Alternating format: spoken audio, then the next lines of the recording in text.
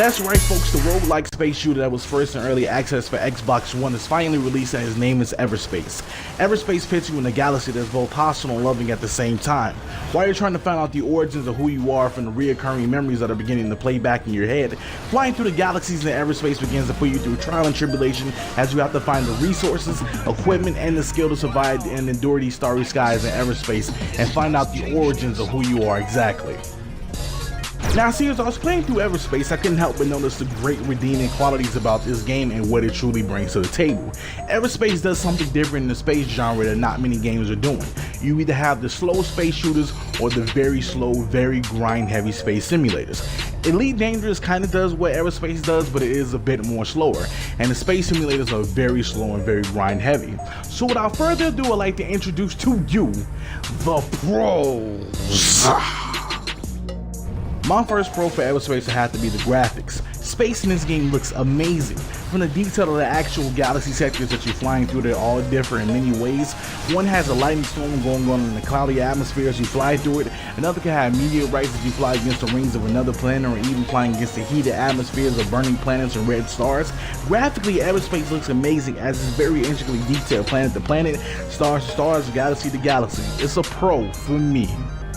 My next pro for Everspace is the gameplay. It's fast-paced, frantic, and completely intense. Everspace is a combination of an arcade shooter while still retaining some of the space simulation ideas that come with games in this genre. Everspace, however, does things a bit different in this genre with the arcade-style gameplay. But one of the enticing things about Everspace's gameplay is the fact that you do runs every time. There isn't strictly just one playthrough. Every time you die, you respawn with new skills unlocked and learning back in the first world that you began.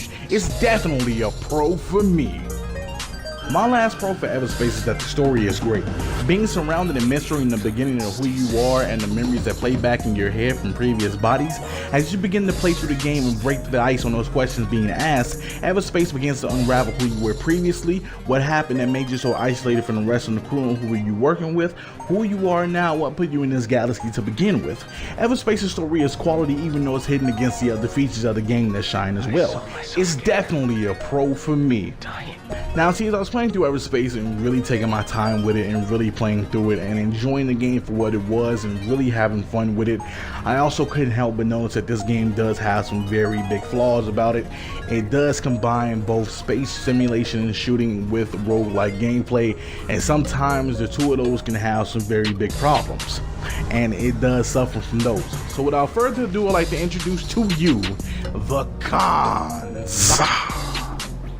My first con for Everspace that it is very micromanagement heavy between the resources that you have to collect and hold for your ship about to repair for your hull, like support systems and all of that, to the micromanagement of the perks that you can buy for your ship with the money that you save up with. Everspace has you getting resources, trading, repairing, holding items for you in risky situations that you often find yourself in way too often. It's too micromanagement dependent and too resource based at points to enjoy fully. It's definitely a pro for me. My next con is that the world feels too empty too often. Yes, you have the GNB fighters and the outlaws and the Okar, but besides that and the meteorites and the broken ships that's flying around, too often the game is empty. There isn't much to do sector to sector. Oftentimes the world is boring outside of the combat that's going on. While I love the look in the planets and galaxies, Everspace truly has some boring levels and segments outside of combat. I wish it was more to it, more things to visit, disembark on, and generally do more, because it isn't enough. It's a con for me. My last and final con for Everspace is just that the game itself is repetitive.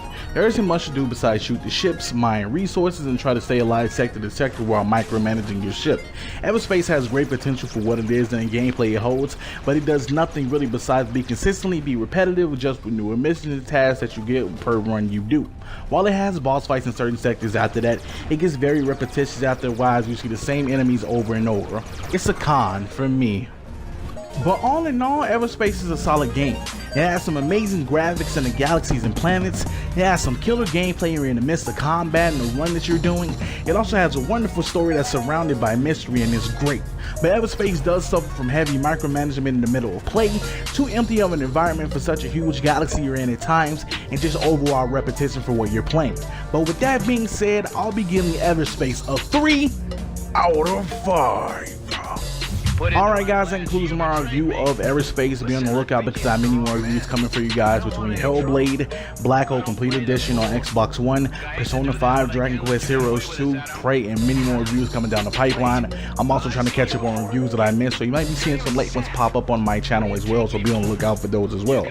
Also, I will be streaming Minecraft Season 2 Episode 2 for you guys tonight, and be on the lookout for that. We will be resuming Brutes in the Backlog tuning up as well. We will be finishing up The Last Guardian because that's what we were playing next.